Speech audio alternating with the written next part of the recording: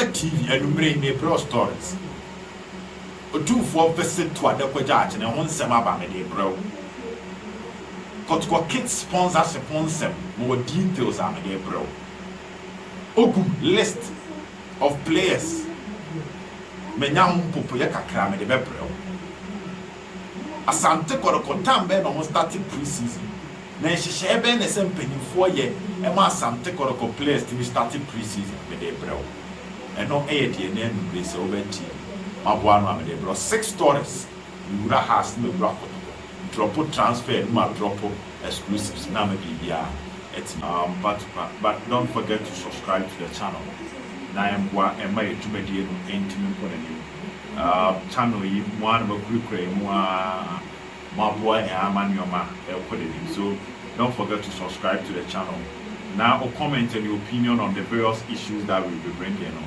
You go in and you drop your comments so that we can handle it for you quickly. First story, and then my main year 6 stories. Yes, 6 stories. First story, I made the Emma on ASM. Coach Efreno, Samuel Boadu Eddie Atuja said he is not joining a team at Efreno Cornerstones. The news was out there, said Samuel Boadu joining Cornerstones, and it raised a lot of debates. Now, Boadu go corners.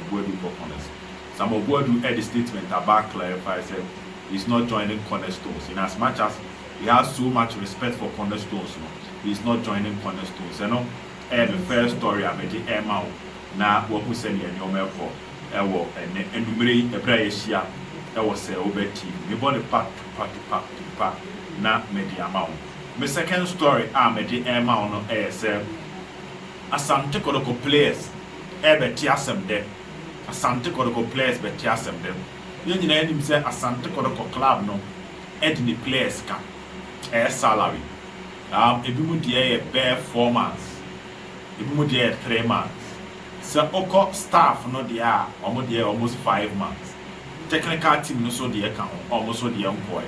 Enu ntina coach efeni say Zebu na ketua na enkoye no oye interview say Asante Kotoko de nika. Enti players ni be a 4, it be a 3.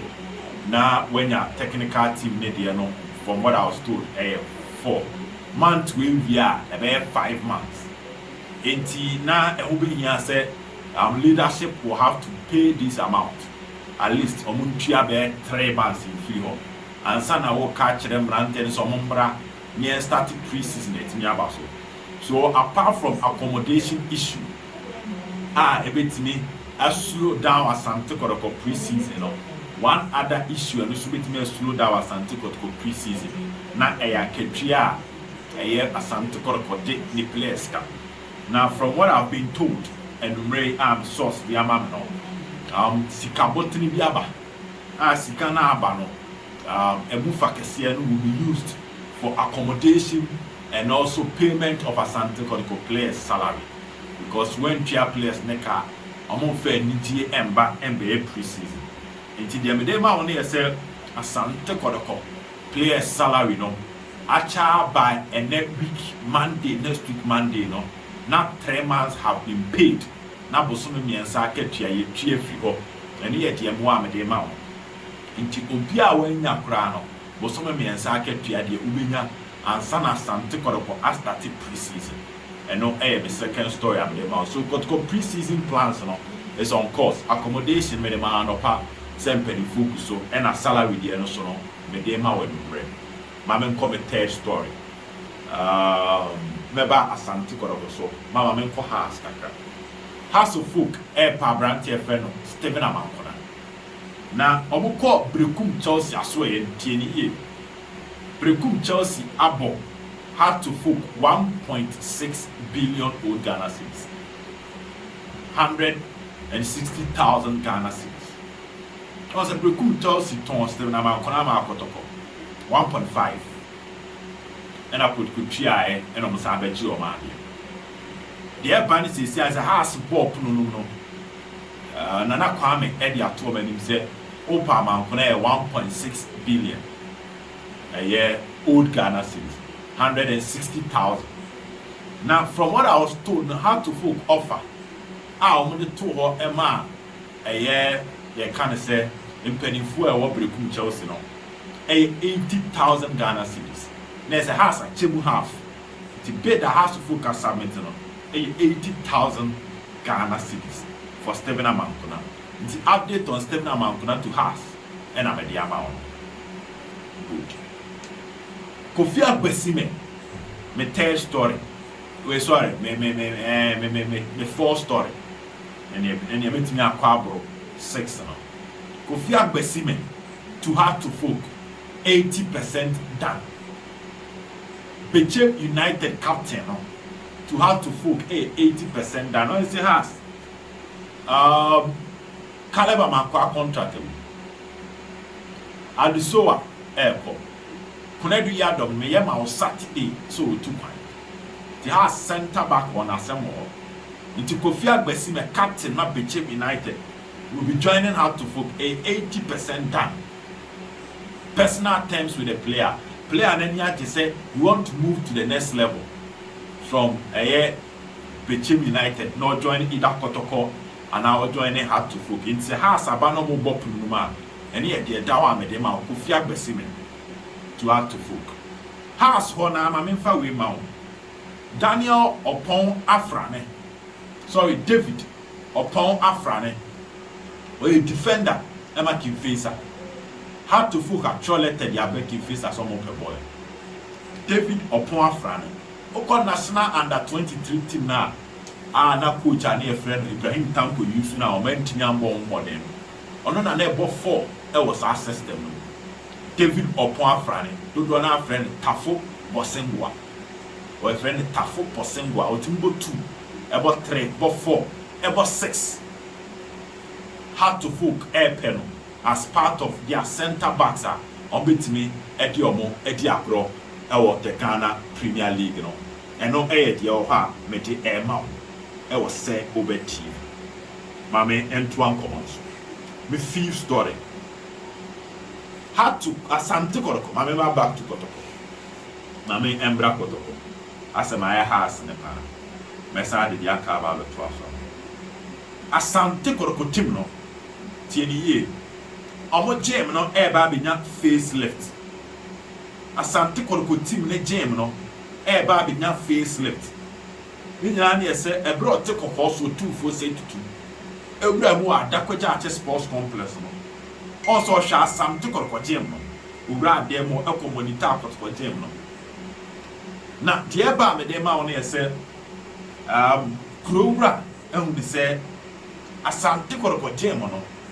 Tieni ebehia equipment kakra enti facelift ebe koso adakwaja achi na architect ne kokko monitor ne oma no one other thing I expect anybody ya na say Asante Kotoko gym benya facilities kakra gym equipments ne bi ho a enti bia out kokko so ebe da echire ama ye dia kwa kuku eye adakwaja achi Asante Kotoko training complex no gym na e wo nti Kotoko gym se na etie no video na eyi no se ne otene buda sore na ho se car gym materials gum ye di wura ho adakwaja achi dia kwa kuku a don't be surprised eno ya ade fofora ekopie mu after Kotoko so visit to Asante Kotoko obo training grounds eno ye fofora ba be de ma Kotoko gym no ebe na facelift ma me fa we ma coach Efen Ogun see story o se na one Samates ewie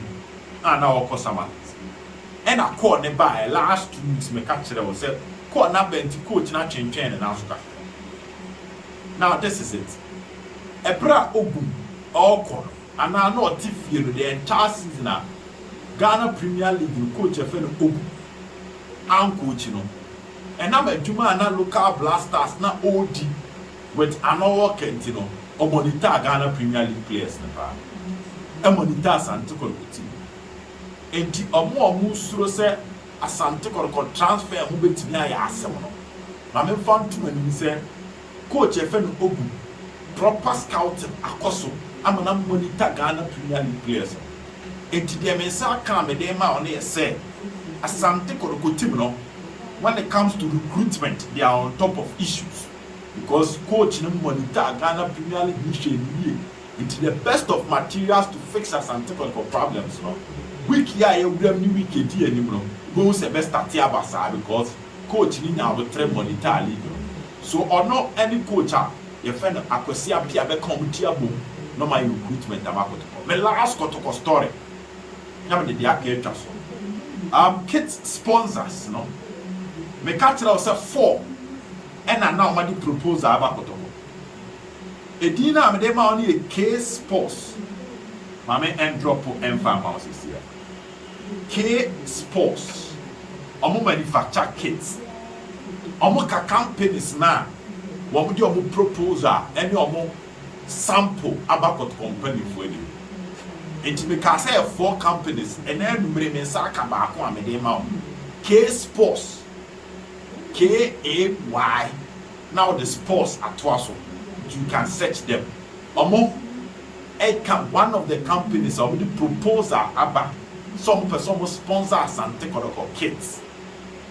Say Obed ya hana abete no na Obed ya me de ma wen brewe eno eye foforo wo ha enu mire maboa na de manti Kotoko kit won sem a me ma wonya ante ye say 4 companies ne wo no K Sports ba kwa me sa aka incredible na ye say omo sample po no Oma present the ama IMC no.